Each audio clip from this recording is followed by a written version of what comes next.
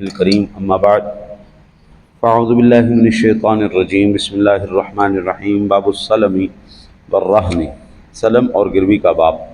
الفصل الاول، پہلی فصل ہے۔ عن ابن عباس قال قدم رسول اللہ صلی اللہ علیہ وسلم المدینہ وهو يسلفون الثمار السنة والسنتين والثلاثة فقال من اسلف في شيء فليسلف في كيل معلوم ووزن معلوم الى اجل معلوم، متفق علیہ۔ امام مسلم اور بخاری نے روایت نقل کی ہے حضرت ابن عباس رضی اللہ تعالیٰ عنہ سے، وہ فرماتے ہیں کہ رسول اللہ صلی اللہ علیہ وسلم مدینہ تشریف لائے تو وہ لوگ 1 سال 2 سال 3 سال تک بیع سلم کرتے تھے۔ تو حضور نبی اکرم صلی اللہ علیہ وسلم نے فرمایا جو کسی چیز میں بیع سلم کرے وہ مقرر پیمانے اور وزن مقرر میں معین مدت تک سلم کرے۔ سلم کے لغوی معنی ہے تسلیم، یعنی سپرد کر دینا، سونپنا، جس کو ہم عام زبان میں یا عام روٹین میں گروی کہتے ہیں۔ گروی رکھنا، یہ گروی کرنا۔ شریعت میں سلم یہ ہے کہ قیمت فی الحال دی جائے، چیز ادھار ہو۔ یہ تجارت 7-8 شرطوں سے جائز ہے۔ 7-8 شرطیں ہیں، اگر ان کے مطابق کی جائے تو یہ جائز ہے۔ چونکہ اس بیع میں قیمت فوراً سپرد کر دی جاتی ہے، اس لیے سلم کہلاتی ہے۔ اس بیع سلف میں یعنی ادھار کی بیع میں بھی کہتے ہیں کہ مال مبیع میں اس میں ادھار ہوتا ہے، اور بیع سلم کا ثبوت قرآن شریف میں ہے۔ اللہ تعالیٰ فرماتا ہے اذا تداینتم بدین الی اجل مسمى فاکتبوہ، جب تم ایک مقرر مدت تک کسی لین دین کا ارادہ کرو تو اسے لکھ لو۔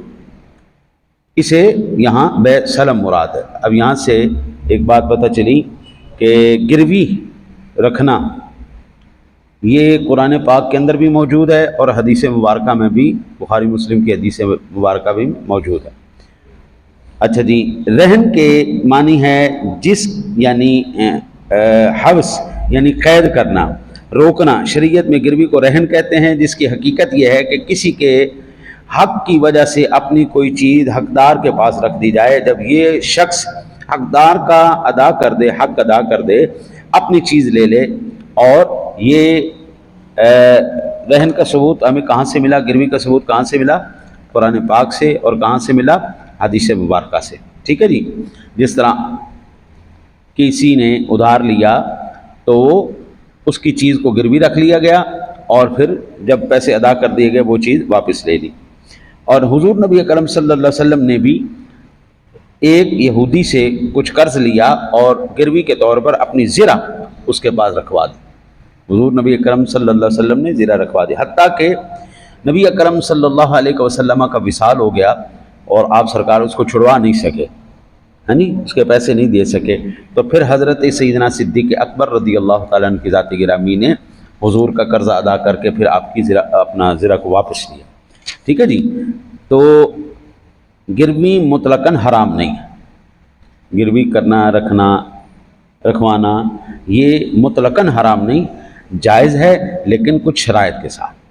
ٹھیک ہے جی، اب یہاں پر اس طرح کہ دانے پھل 2 سال کے ادھار پر خریدے تھے کہ قیمت آج دے دی اور دانے پھل 2 سال بعد لیں گے۔ ٹھیک ہے نا جی، ایڈوانس میں جب فصلیں اگتی ہیں تو وہ پہلے پیسے دے دیتے ہیں، جی آپ اتنے من کے پیسے ہم سے پہلے لے لیں اور اتنے من ہمیں بعد میں دیں، یا 1 سال پہلے پیسے جمع کروا دیے، 2 سال پہلے پیسے جمع کروا دیے، جناب اتنے بنیں گے، آپ یہ میرے سے پیسے لے لیں اور مجھے پھر اس وقت گندم دے دیجیے گا، دانے دے دیجیے گا، چاول دے دیجیے گا، جو بھی ہے۔ اور ظاہر یہ ہے کہ دانے پھل ایسے ہوتے تھے جو سال بھر بازار میں ملتے رہتے تھے، کیونکہ بیع سلم میں یہ بھی شرط ہے کہ وہ چیز عقد کے وقت سے ادا کے وقت تک بازار میں ملتی رہے۔ ٹھیک ہے، شارٹیج نہ ہو۔ اچھا جی، ایک دوسرا، اس حدیث سے بیع سلم کی 3 شرطیں معلوم ہیں۔ پہلی شرط، خریدی چیز کا وزن معلوم ہو، پیمانہ معلوم ہونا، وقت ادا مقرر ہونا۔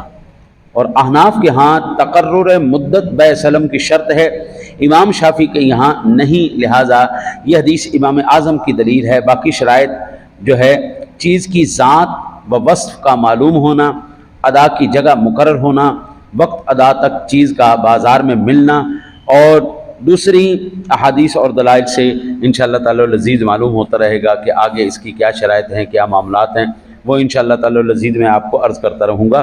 اللہ سے دعا ہے اللہ تعالیٰ آپ کو مجھے قرآن و حدیث پر عمل کی توفیق نصیب